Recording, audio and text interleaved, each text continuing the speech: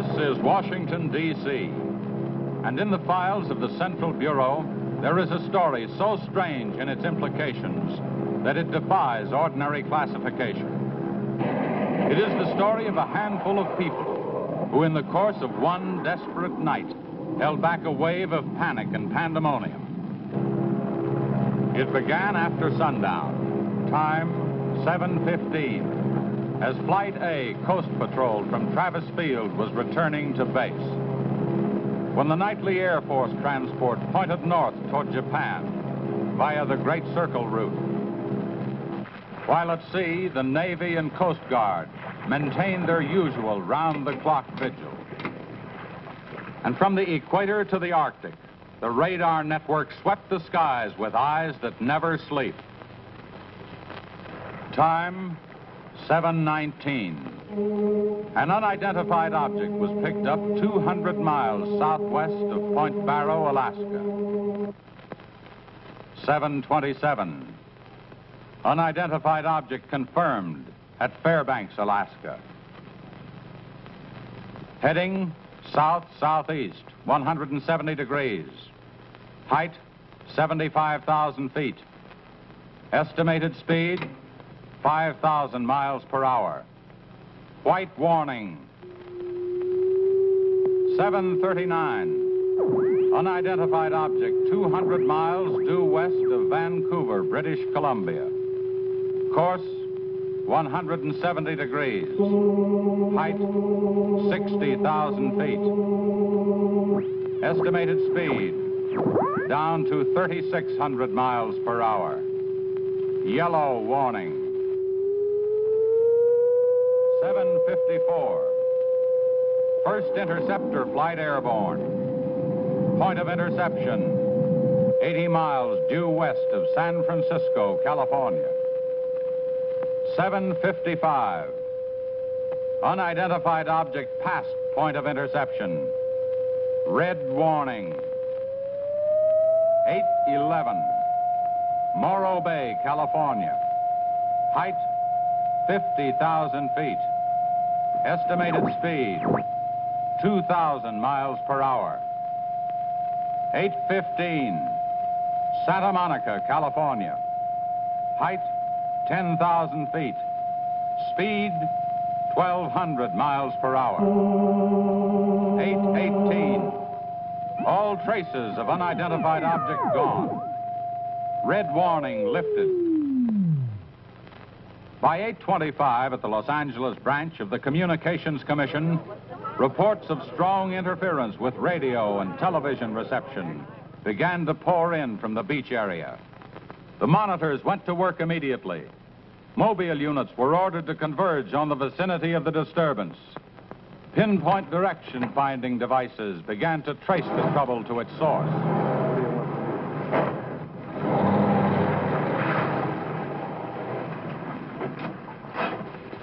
This is Mobile 1, Hazen speaking. We're at Ocean and Beacon Way, interference strength 2, bearing 27 degrees. Over. Mobile 1 from center, roger. Over. Mobile Center from Mobile 7, over. Go ahead, Mobile 7. This is Mobile 7. We're at Pacific Center and Beach 4. Interference strength 3, bearing 39 degrees, over. This is Mobile Center, roger. Stand by. Mobile 1 and Mobile 7. From Mobile Center, point of interception estimated 3 miles north of surf.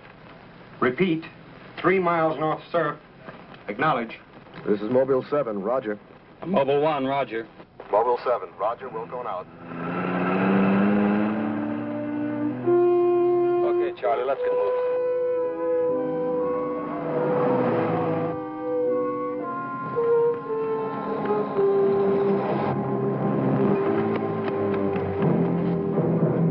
Yes, what is it? Take me to a phone quick. I need an ambulance. What's the matter?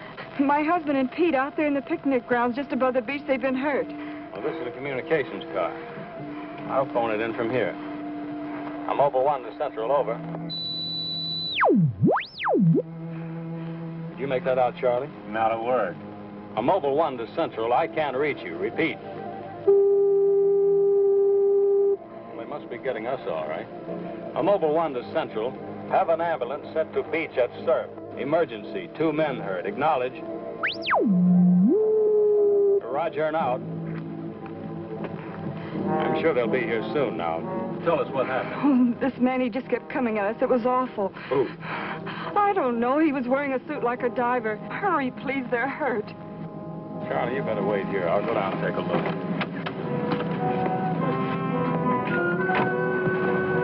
The young woman's hysteria became obvious as they reached the picnic grounds at the beach. There was no sign of the mysterious intruder, and little could be done for her husband and their friend until the ambulance arrived.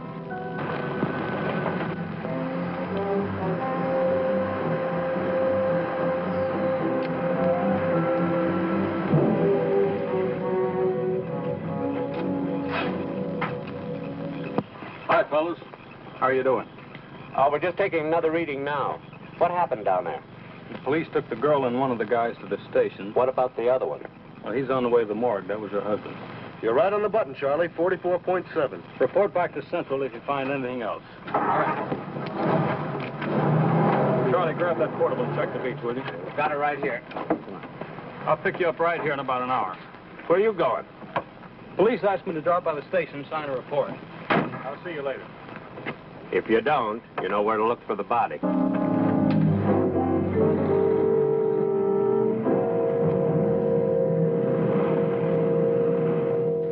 Like I said, we were just starting to eat when we heard something tracking through the sand toward us. I looked up and couldn't see anything. Then Betty screamed. At what? I thought you couldn't see anything. At first we couldn't. Then this guy started toward us. What kind of a guy? How should I know? He was wearing some kind of a helmet over his head. He could have been a deep-sea diver or anything. All right. After you saw this diver, what happened? Well, we jumped up. Ed, that was Betty's husband, yelled at him to stop. But he just kept coming. I never saw anything like it. He didn't say anything. He just kept moving in. And then you say he attacked you. Oh, we didn't give him a chance. Ed grabbed a piece of wood and took a swing at him. That didn't stop him. He caught the end. That's all I remember. Just because a man's taking a walk is no reason to slug him. Besides, you don't look like a guy who frightens so easy. How would you feel if somebody with a crazy helmet with pipes sticking out of it came at you in the dark? And look, I know this sounds crazy, but there wasn't any head in that helmet. No head.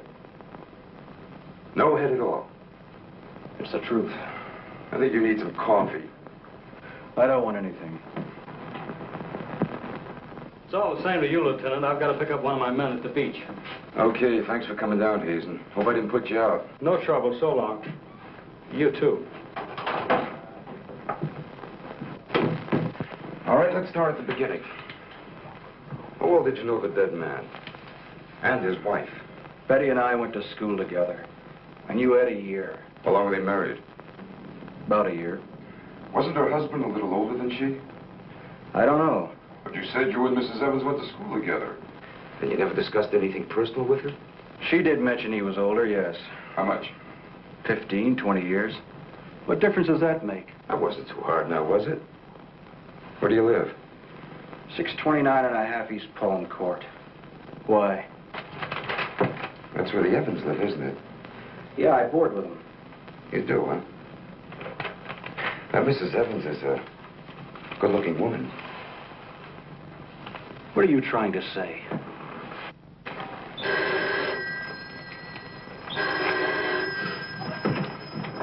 Lieutenant Bowers. Where? Yeah, I got it. I'll leave right away. Keep it on a murder. Near the beach. Keep an eye on this guy until I get back. What do you mean? You'll stay right where you are. At least until Mrs. Evans feels well enough to talk. What do you want from her? Oh, I just want to see if your story checks with hers.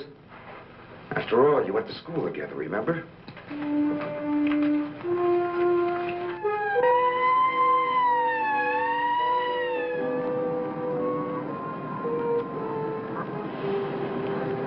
You say there were no witnesses, huh?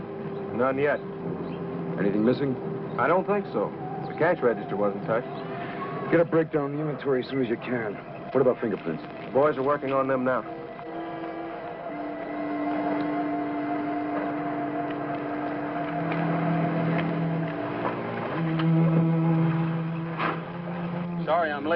What kept you so long? The lieutenant asked me to hang around a while.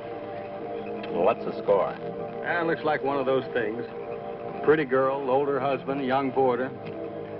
Kid claims some guy without a head knocked the old man off. You don't say. Anything else? Yeah, he had a diver's outfit with horns. No. He's going to have to do better than that. How are we doing? I took a reading about 10 minutes ago. The radiation is going out with the tide. What about the radio phone? It's working fine again. I just got a call from Central. They said Mobile 7 picked up some new trouble northeast of here. Here we go again. Hop in.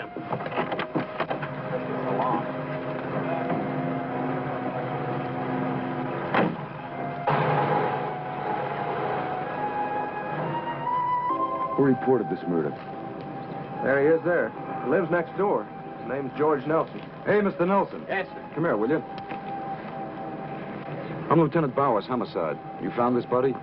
That's right. He must have just locked up for the night when this happened. How do you know that? Well, he usually does around this time. What were you doing here? I was sitting home watching the fights on TV, and all of a sudden the thing started acting up. What has that got to do with it? Well, you don't know this set. You know, it wouldn't work at all when I came home to supper. Then all of a sudden it cleared up fine. So I thought, well, I'll get set to look at the fights again, and all of a sudden out it goes again. So I thought maybe the battery station down here was overcharging the circuit, and so I came down to take a look, that's all. Hey, don't you ever quit work? What's up this time?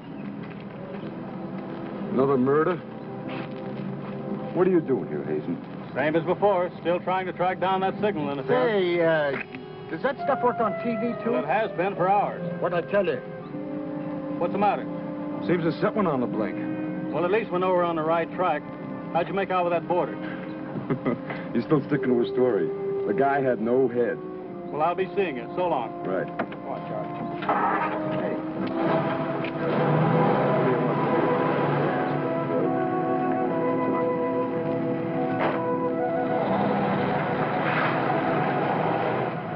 And so the communications team resumed its mission to track the mysterious interference to its source. Via accurate readings taken at regular intervals by stationary and mobile units, it was determined that the disturbance was moving in a northeasterly direction. By 10:34, Mobile Center had pinpointed the disturbance at the edge of the Huntington oil fields. Units 1 and 7 were instructed to close in.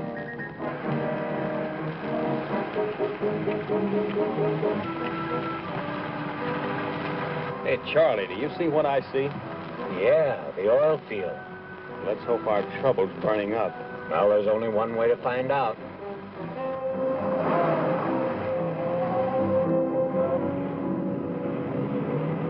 Look, Sarge. 2 murders and an explosion in one precinct is big news. Now, come on, you can't pin it all on the young boarder. Or can you? Very funny. Yeah? I'm Hazen at the Communications Commission. Oh, the lieutenant's waiting for you. Thank you. What's a wheel? You heard the man, Communications Commission. Tell me, this kind of interference happens very often? Never anything like this. It's on the move all the time. I mean, some harm with the transmitter in the car.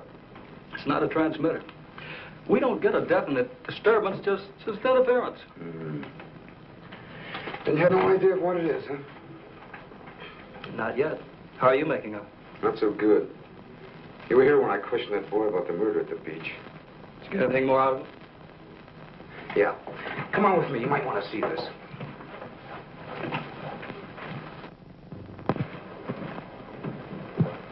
Ah, I see you're just about done. Thanks, you can go now.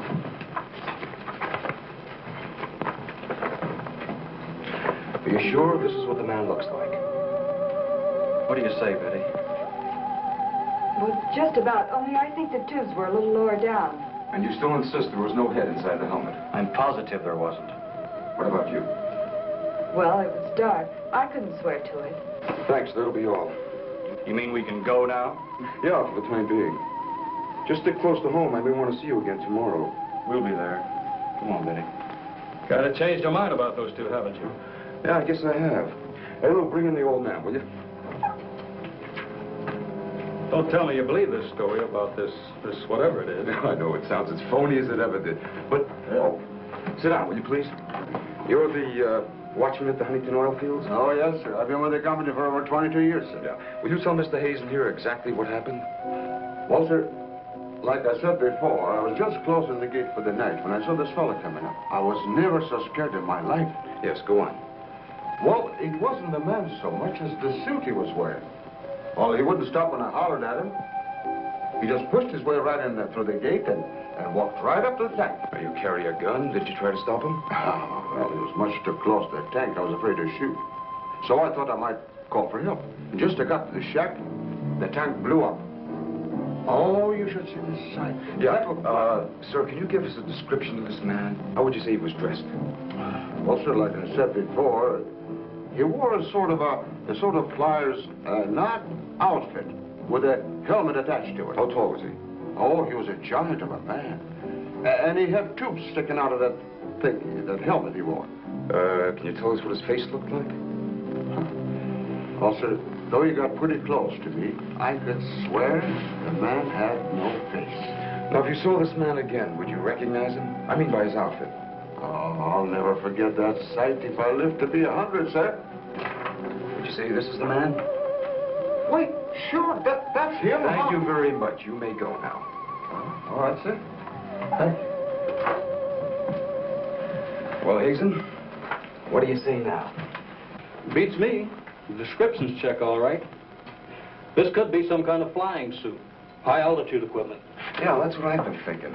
Well, how do you explain that stuff about the missing head? No, we can discount that. These people were frightened. It was night. Nobody really took a close look at it. I guess you're right. But whoever he is, that outfit doesn't look like one of ours. Of course, he could have been dropped by parachute. You mean sabotage? We're checking. I think we better wire a report to Washington and see what they say. Oh, you can use our teletype. I'll tip off the LA police to be on the lookout for something unusual. Hey, wait a minute. What about the press? Oh, I don't think they know too much now. We better keep it that way for a while at least, till we find out whether our friend is still around here. Well, if he is, I think we can find him for you. My hunch is that he's carrying something around that's causing all this disturbance, whether he knows it or not.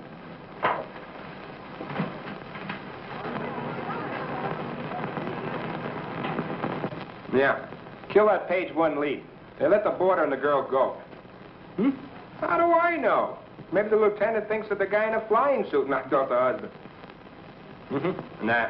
No, not a chance. Not a chance of an exclusive on that picture. They're making a blanket release in the morning. Hmm? Oh, there's a guy from the Communications Commission in there now. Yeah, I'll call you back later if there's anything new. Okay.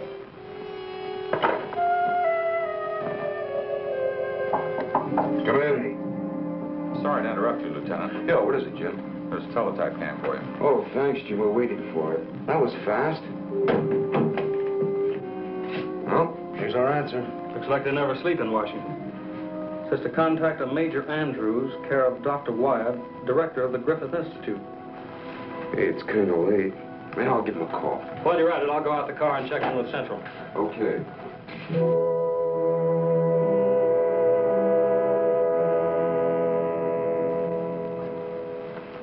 Well, that's the story up till now.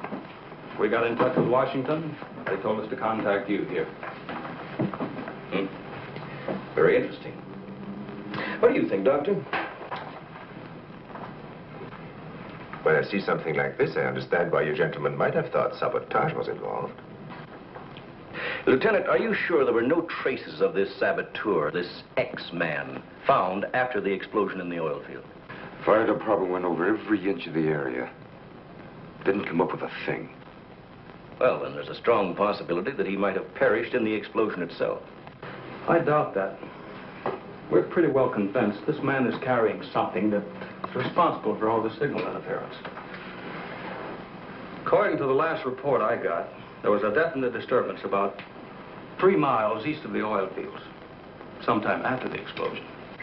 Well, then if he's alive, you should be able to keep an accurate check of his whereabouts. Not that easy.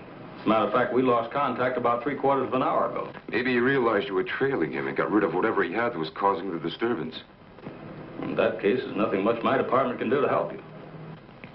I guess it's up to us. Unless you have some suggestions. Well, let me think out loud for a minute. It might just be that what we've been talking about so far, and this phantom, as we'll call him, ties in with what the doctor and I have been discussing. That is very possible.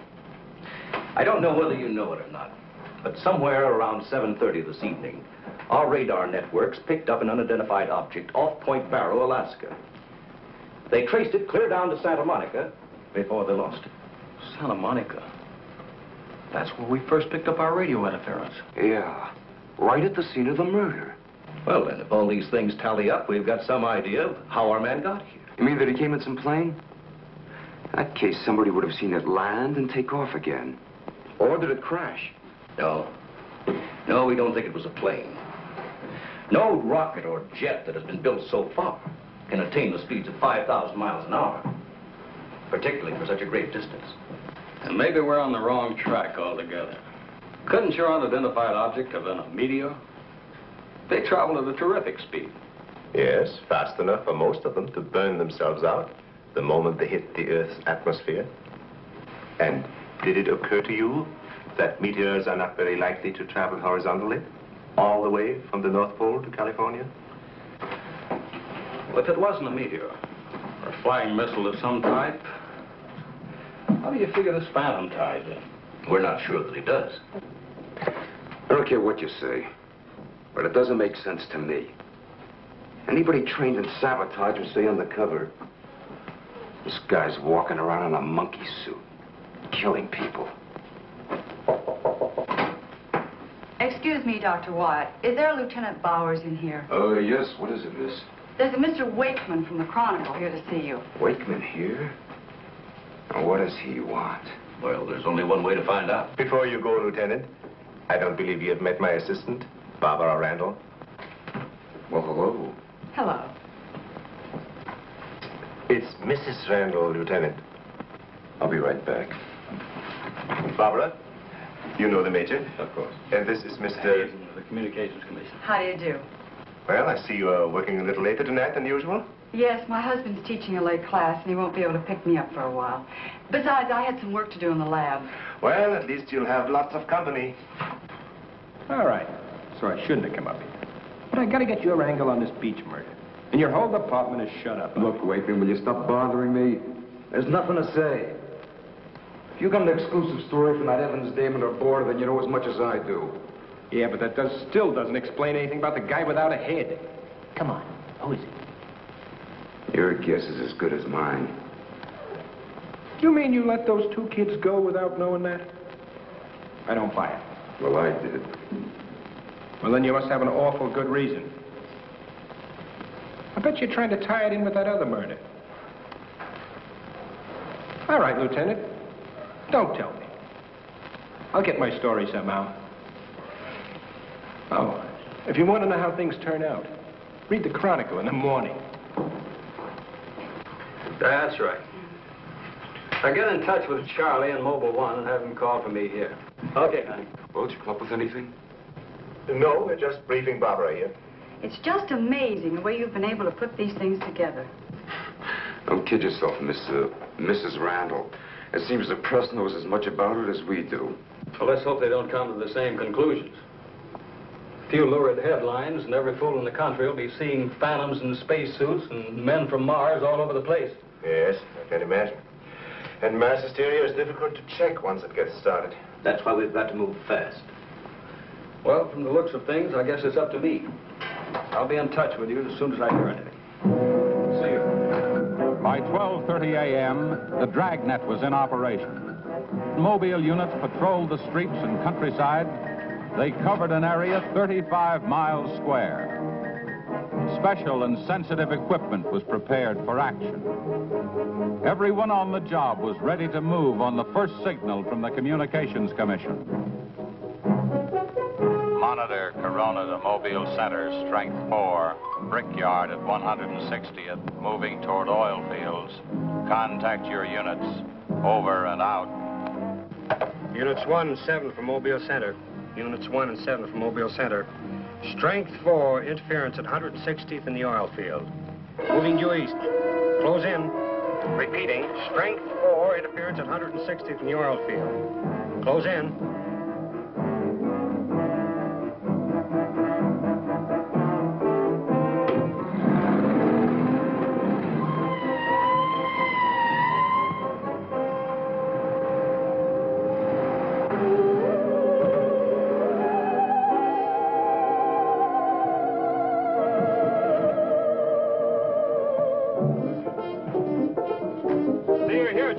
just got here, trying to set this up. What gives, Hazen? It's in this area, all right. I thought the Geiger counter. Thank you, Doctor. Quite a walk over those oil fields. Well, it doesn't register as far as the oil field. I think we'll do better if we split up, man. Right, Lieutenant. You two go that way. Lieutenant, out here. Vince. Joe, you follow him. Come on, Doctor. And you? Oh, forget it.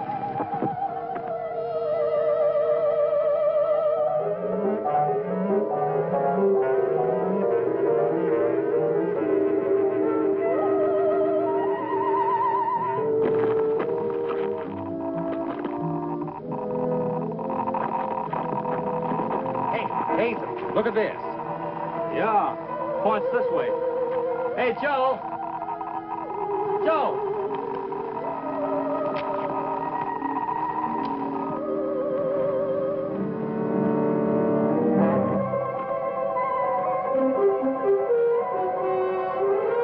Hazen. Hey, Hazen. 603. Going strong. That's it, Doctor.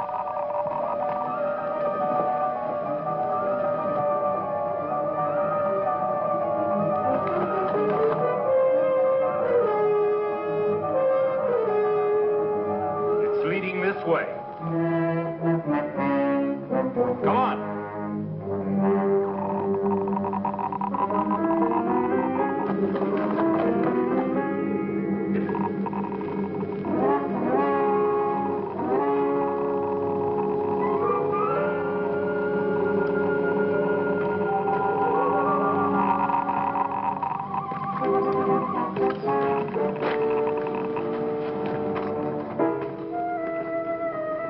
It's this way. Come on.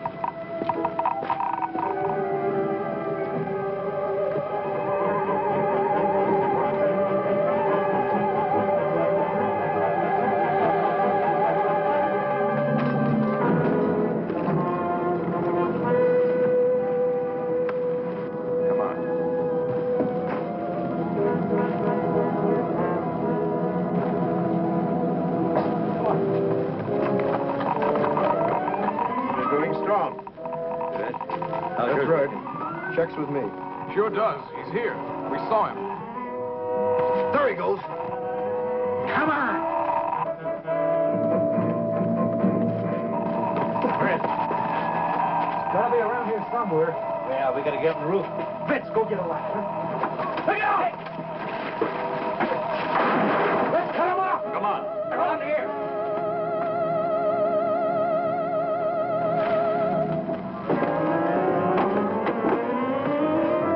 Anybody see him? There he is.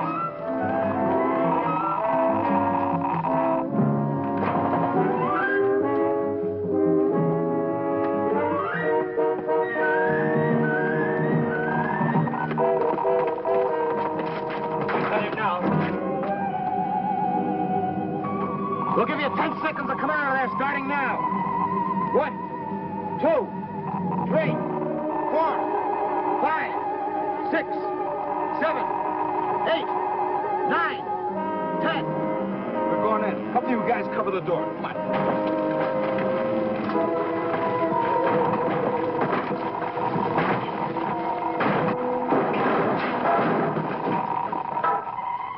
Why, there's nobody in here. Possible. We saw him come in. Maybe he went out of the window. We won't get very far. Don't touch anything till we check for fingerprints. Oh, Doctor, over here. He left his suit and his helmet. Hey, let's spread that thing out so I can get a good shot of it. Go away, you fool. What's the matter? For your information, that's a Geiger counter, and it says hands off. I think you'd better wait outside. I just have a job to do. So do we. And I'm afraid ours will have to come first. And there's no radiation from the helmet. But look at this. So that's what's been causing all this trouble. Charlie, you know where we can pick up a lead-lined box in a hurry?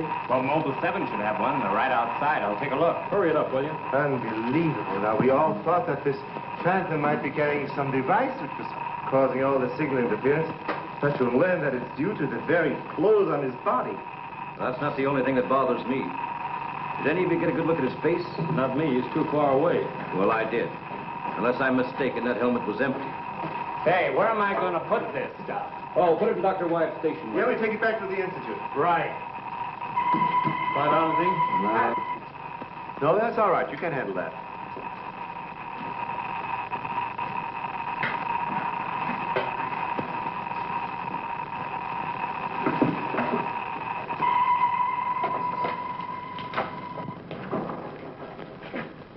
Any luck? Not a sign of him. The boys are still searching the grounds. For what? Nobody knows what he looks like without that outfit. I'll bet on that, Major. The reporter got a flash picture of him, and I just happened to borrow that film. It's on its way to headquarters right now to be developed. Good. Send us a print as soon as you can. Sure. Lieutenant, are you sure you don't want to come with us? We want to make a few tests at the lab. I'd like to, Doctor. But you know the situation. I gotta get that guy. Let me know how you make out, will you? Yeah, we'll do that, sure.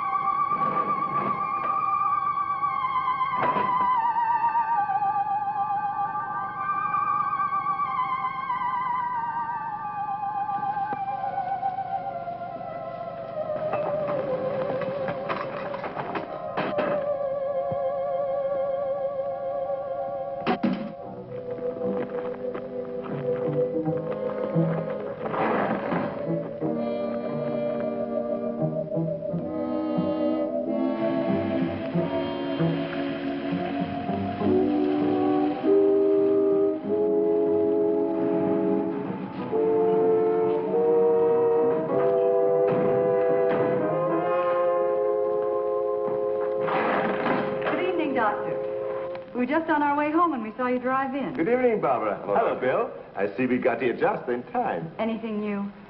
Lots of excitement, but that's all. Major, you know Barbara's husband? Oh, of course. How are you? How are you?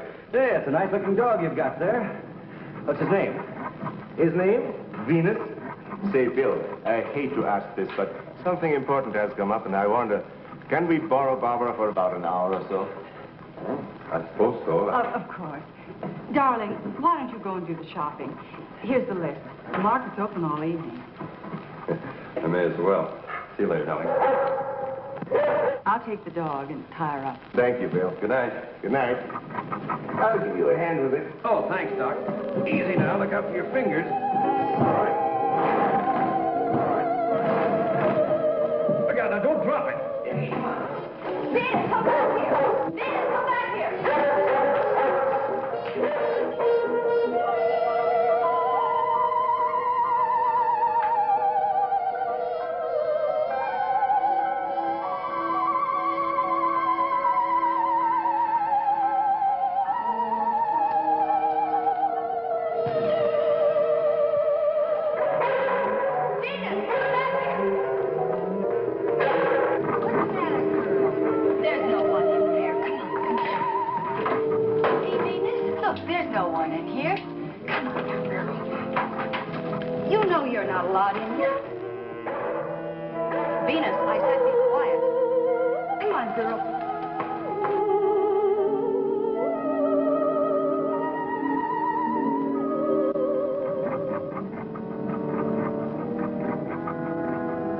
Now, you stay right here, Venus, and I don't want to hear one sound of you.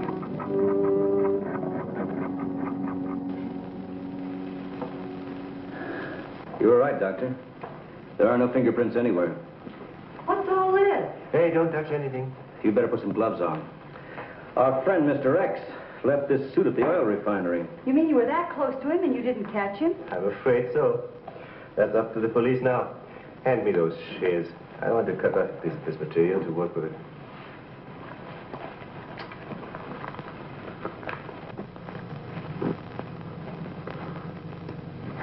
Say, you better have those sharpened. But I just bought them. Well, Here, try this knife.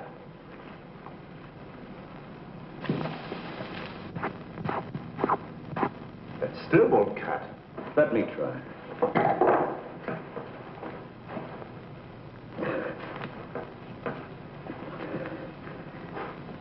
This stuff is tougher than nylon.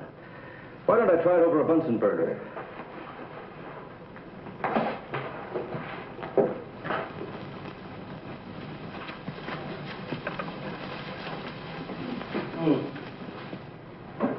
It doesn't burn either. Let's take a look at it under the microscope. Look, it's magnetic. Magnetic? Here, look. Radioactive. And apparently indestructible. Thank you.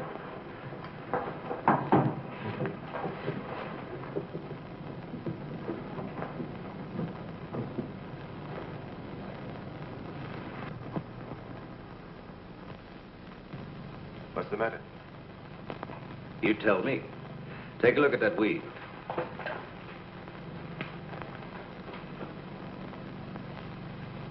What weed? There is none. This material is one solid mass. May I see it?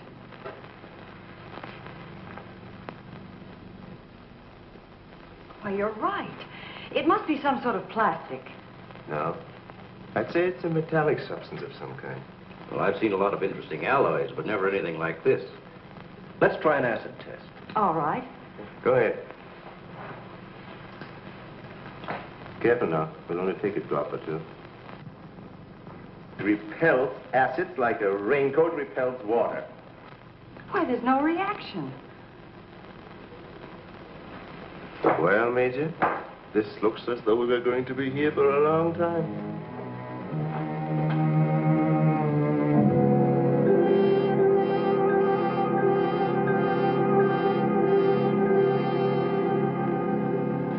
Now we have it. The helmet is not radioactive. The suit is. There is no doubt. This spacesuit is conditioned to function above 63,000 feet, where human blood would boil, resulting in the body expanding to twice its size. And death, of course. I know.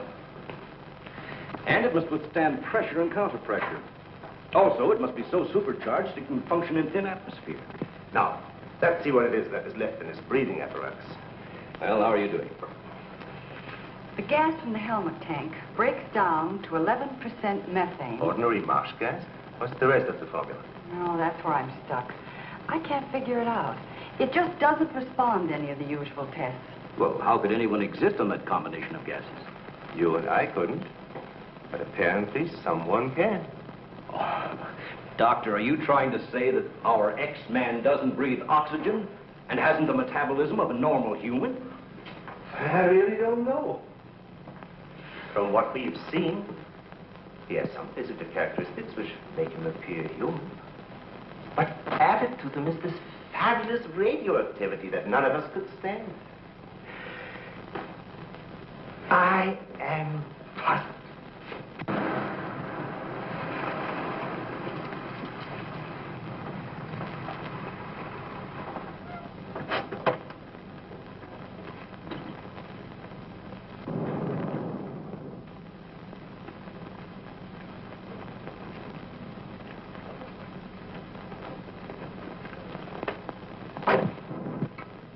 I think the answer lies right here in this helmet. Obviously, he needs it to survive. Otherwise, he wouldn't have risked wearing it where he was sure to be recognized. As it is, he only took it off when he was cornered. Well, if what you say is true, how can he exist without it now? Let me put it this way. It's like a patient in an iron lung. Sometimes one can be removed for hours at a time without any ill effects. Exactly. And I think the same principle applies here. And that means sooner or later, he has to get his breathing apparatus back or die.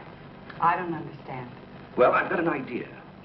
If we were to return this whole outfit to where he left it, he might be tempted to come back for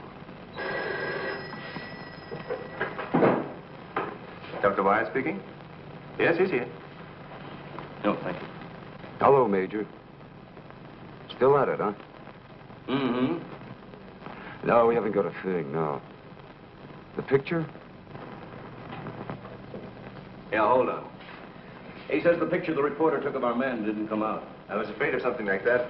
The radioactivity must have burned the emulsion. Hello. No. No, we didn't find any fingerprints at all in his clothes. Did you find any? Oh, too bad. Hello? Will you wait there, please? We don't know what to make of this either. Have you heard from the communication boys yet?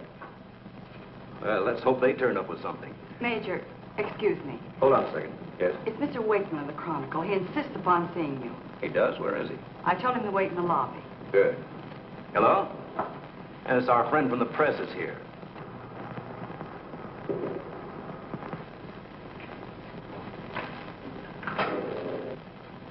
Don't worry, I wouldn't dare let anyone in on anything. At least not till we get something concrete. Right. All right, I'll see you later. Well, I guess I'd better see this newspaper man. Want to come along, Doctor? I think I will.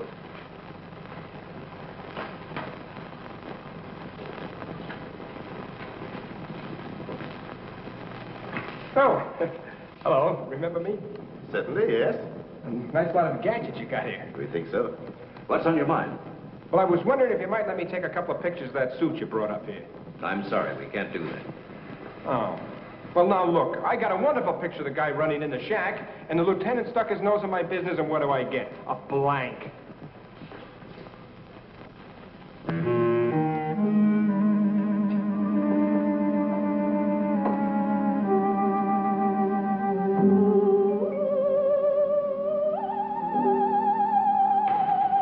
Is that you, Doctor?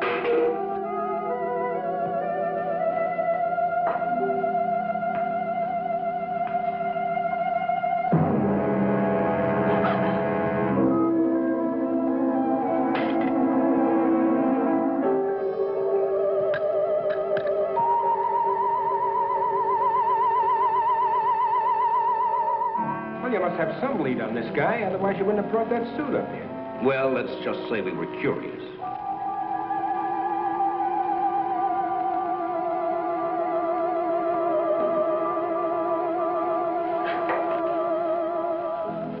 Hello, Bill. Are you back so soon? Isn't Barbara through? I don't know. She's still in the lab. Why don't you go up and see? Thanks, I will.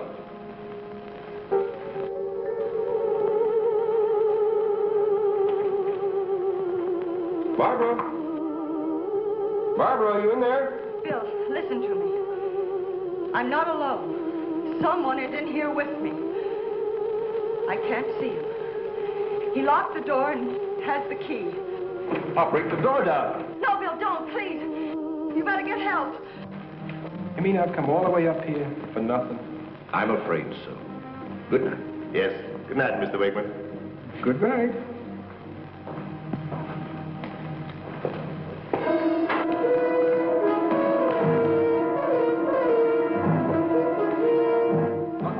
Major, come quick. What's the matter? What's the matter? Where's Barbara? In the lab. The door's locked and there's someone in there with her.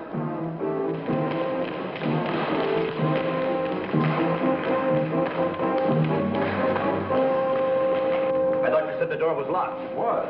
She's gone. Oh, cover the main entrance. That's the only way anybody could leave. I will. Well, in that case, we would have seen her on our way up. Well, then she must still be in the building. We'd better split up. I'll take the roof. Barbara! Barbara! Barbara! Barbara!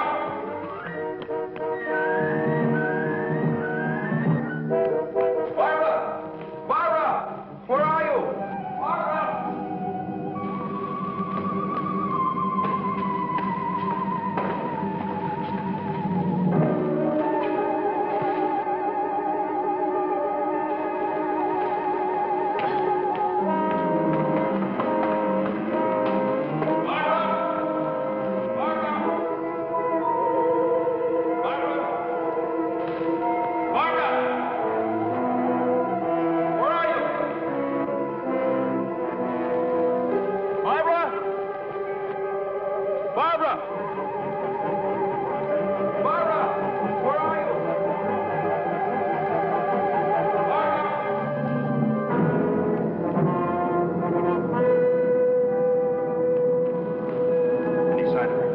Not yet? She must be around here someplace. Now, you stay here. Watch the main entrance. And I'll check the basement.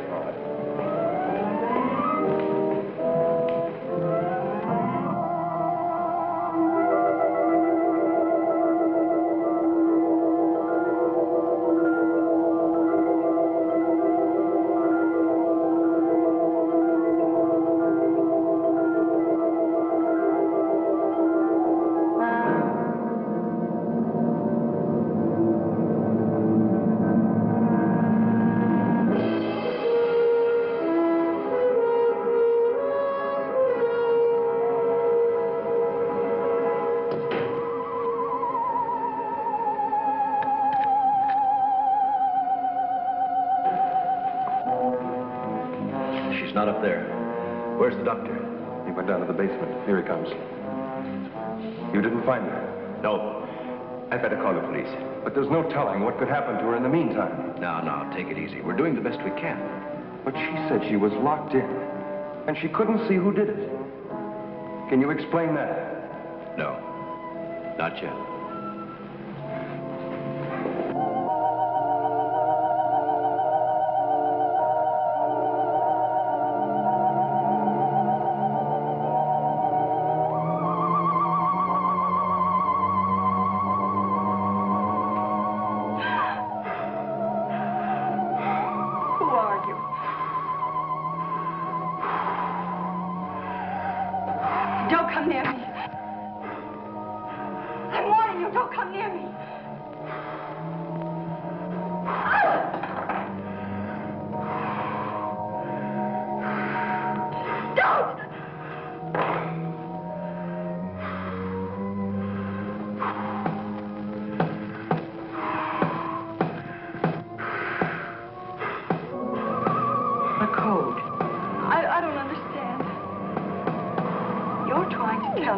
To breathe, and there isn't much left in the tank.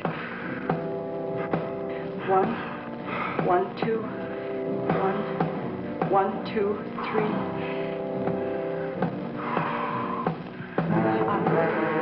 I'll write it down.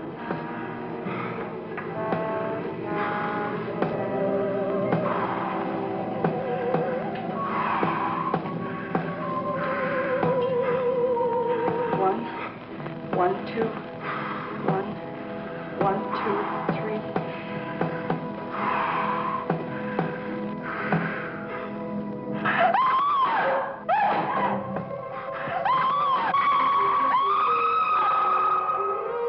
In the lab.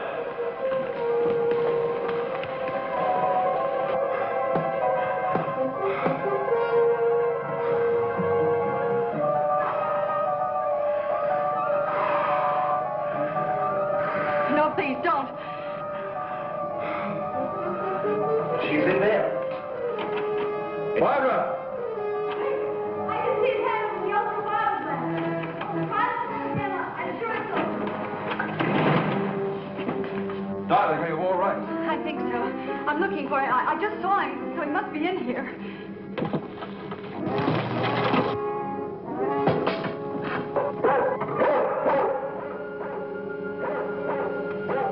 Steady feet to the ground. He will be killed. I'd better go.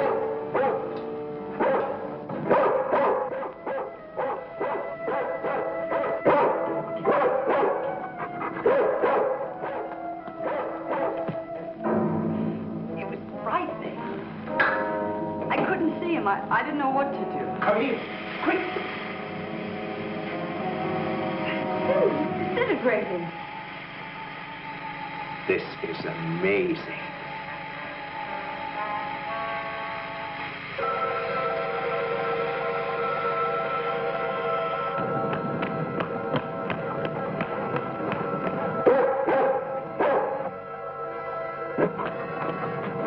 Now, quiet down, Venus. Quiet down. Down.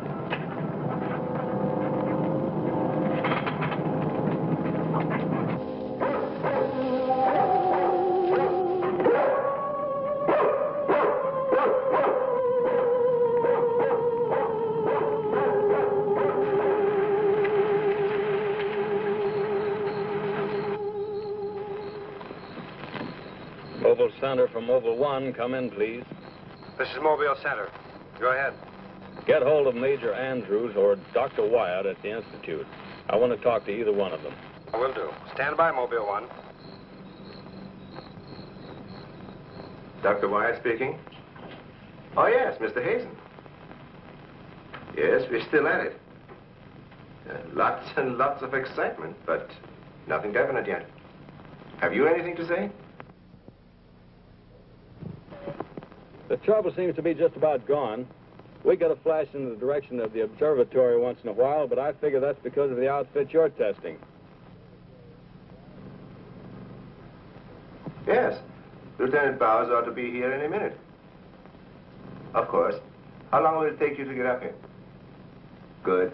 See you then.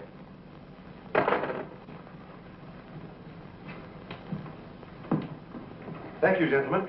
Put it down here, please. Barbara, putting that cord in over there. Now you're going to see. I have to resort to ultraviolet light in order to show you what little there is left of the spacesuit. As you can see, it has reduced itself to this liquid, and it is in an evaporating stage. The helmet is in the lab and still intact.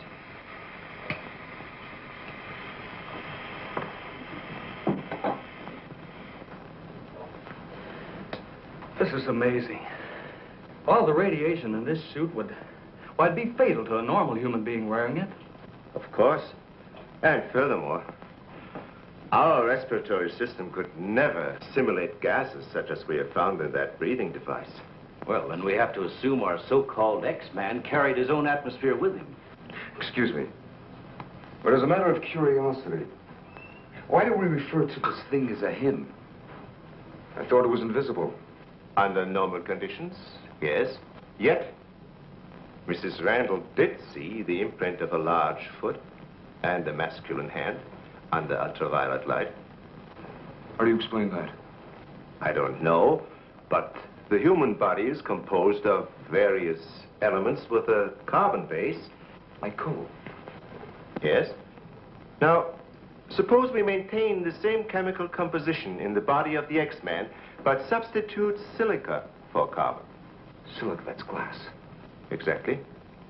Now, it is possible that the body with such a base, if it were subjected to an atmosphere foreign to its origin, might appear invisible to our eyes. Are you trying to say, Doctor, that we're not dealing with a human being? I didn't say that. On the contrary, all the evidence points in the opposite direction. Toward a superhuman with an intelligence far superior to our own. How can you tell? First of all, Mrs. Randall saw that he has a hand with digits like our own fingers and a thumb opposing. That alone is a sign of intelligence. And he comes from a civilization that has developed adequate space transportation to enable him to travel to Earth. We have nothing yet that can reach even another planet in our own solar system. That could account for the unidentified objects picked up by radar a few hours ago. My theory is that the spaceship, or whatever it was that he came in, operated on the principle of magnetic rather than atomic propulsion, and that somewhere in the outer limits met with a condition where the Earth's gravity pulled it down and it fell into the ocean, and that he managed to save his life and reach shore. You really can pick up any type of communications interference, no matter how weak the signal may be. Sure thing. We were on his trail from the minute he left the beach. I never knew you carried such sensitive instruments in your car.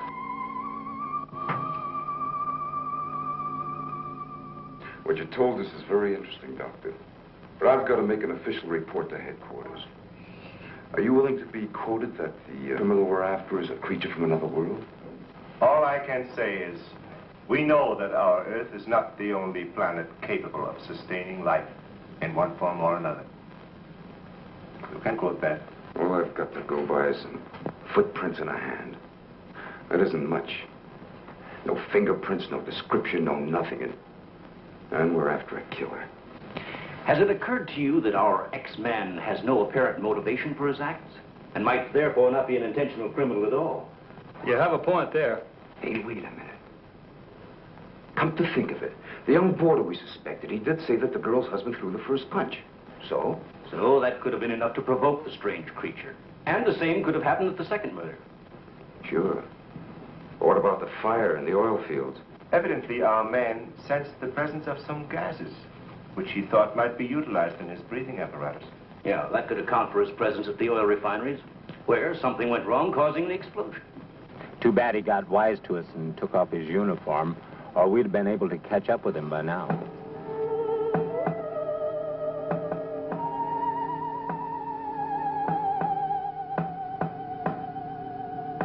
No, he didn't utter a word. But I'm convinced he was trying to convey a message to me. He kept tapping out a code. I wrote it down. Let me see that, please. Doesn't make sense. Well, it may be based on some mathematical system we know nothing about. But he was trying to tell us something. Why did he run away?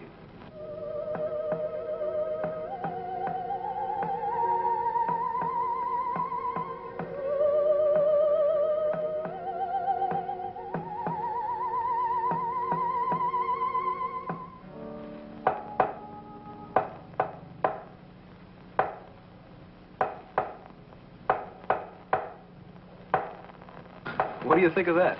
Hell, Hazen must be crazy sending out stuff like that. I guess so. Why don't you try and get a hold of him? Yeah. Mobile 1 from Mobile Center. Come in, please. Mobile 1 from Mobile Center. Come in, please. Mobile 1 from Mobile Center. Come in, please. Hey, that's Central calling.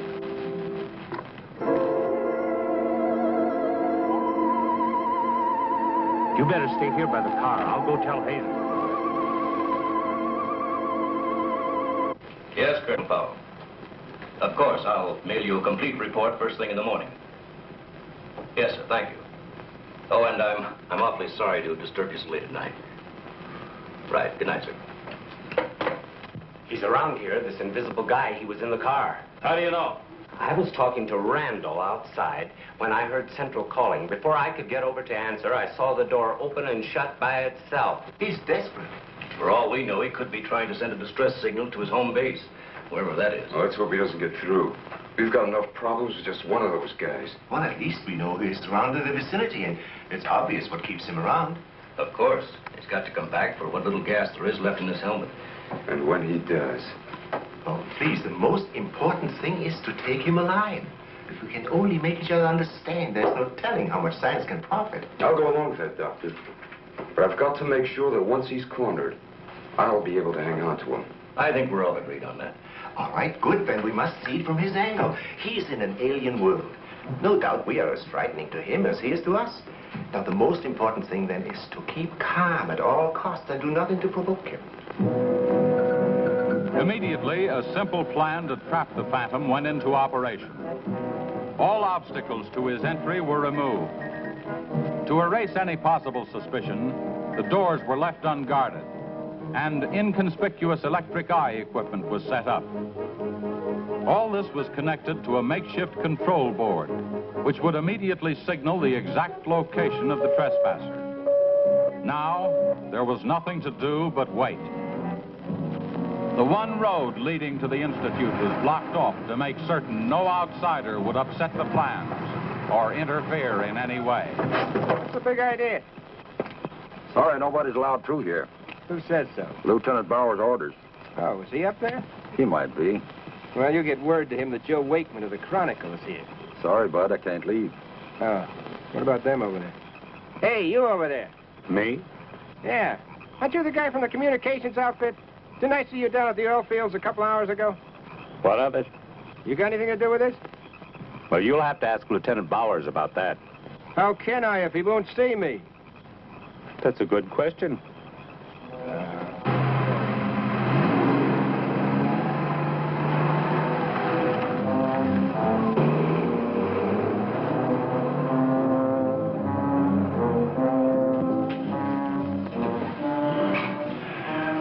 Well, it's 3:45. Sure taking his time. Time is cheap. Yeah, well, how long can you sit on the edge of your chair like this? Well, dear, if we have to.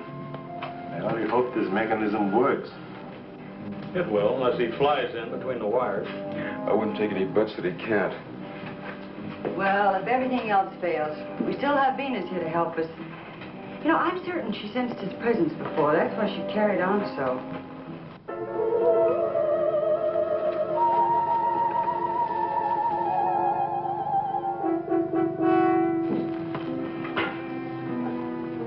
What's the matter, Lieutenant? Is this thing getting you? Oh, no. I'm just thinking about public reaction to all this. I'll give something to the press by morning.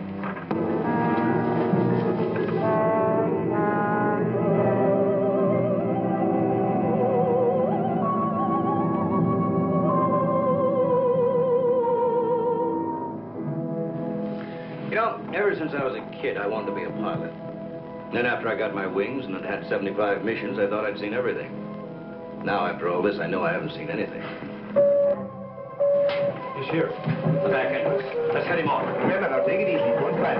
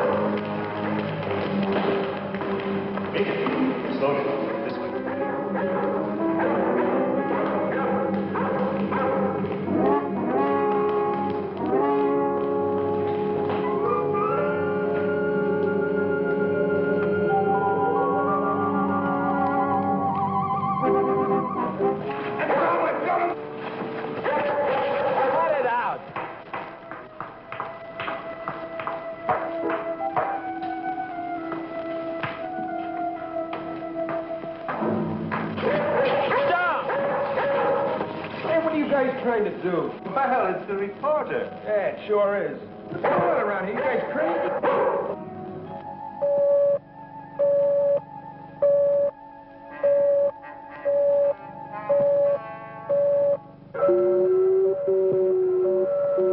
How'd you get in here? Oh, that don't make any difference. Come on, what's up? What's going on?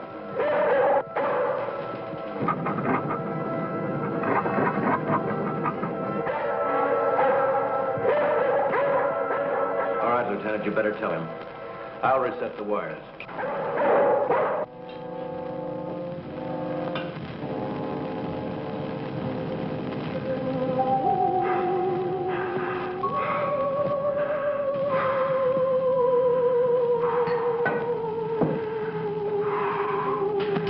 Don't be afraid. We want you to live. Don't you understand? Can't you speak? Can't you say something?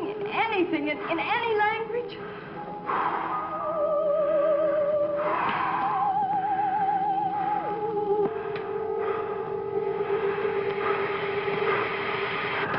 Listen, everybody. He's in the lab with me now. He's in the lab with me now. Venus, be quiet. The door's unlocked. Hurry. He's having trouble breathing. I don't think he can last much longer. And please, don't let Venus get at him. And walk in quietly. Quiet, Venus.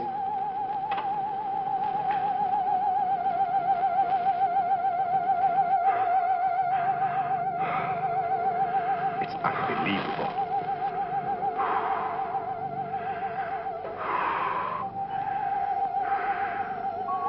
You see, there's nothing to be afraid of. Nobody wants to hurt you. I've tried to reason with him.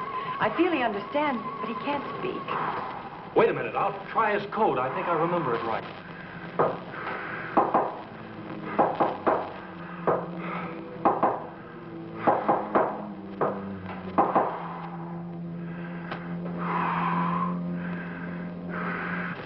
Better plug in the ultraviolet light.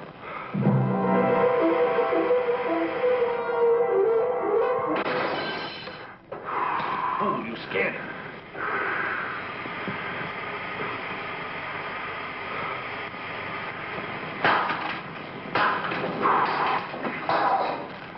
Look, there goes Venus.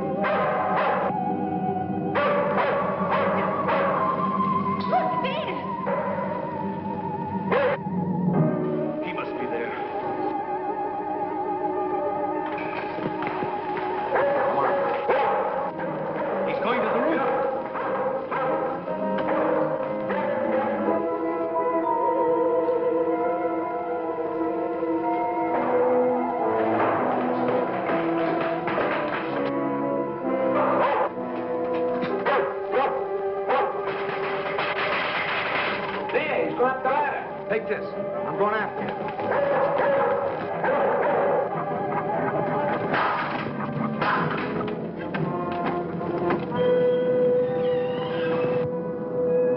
The door. In here with a big telescope.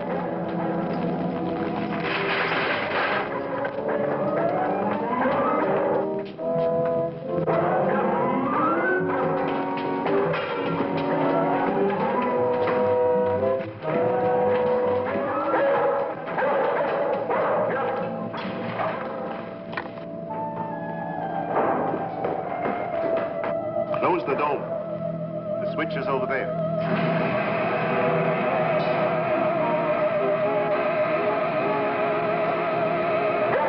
Smoke senses something. Quiet, Venus. Well, if he's in here, he'll never get out now. Door was closed. This is what I've been waiting for. Please, Lieutenant. This is our last chance. We have to take him alive. Plug in the lamps. There's an outlet here.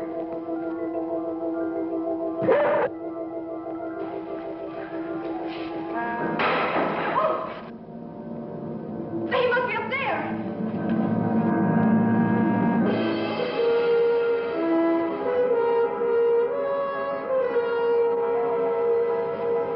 The whole body's gone. If I hadn't seen this with my own eyes. What do we do now? Stand back.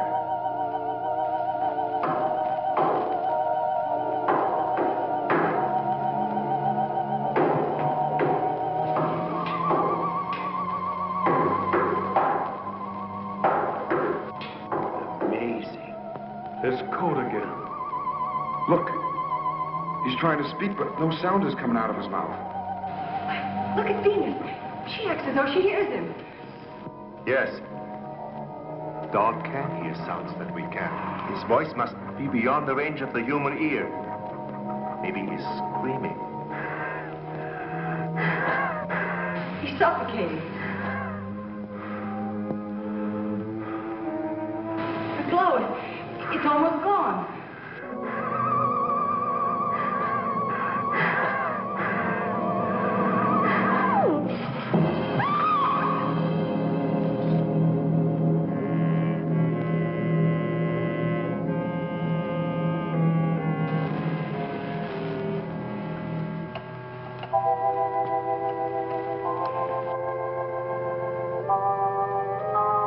We won't need these lights anymore.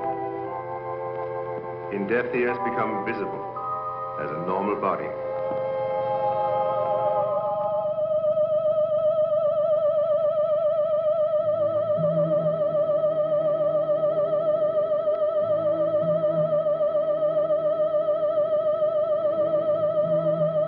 Look.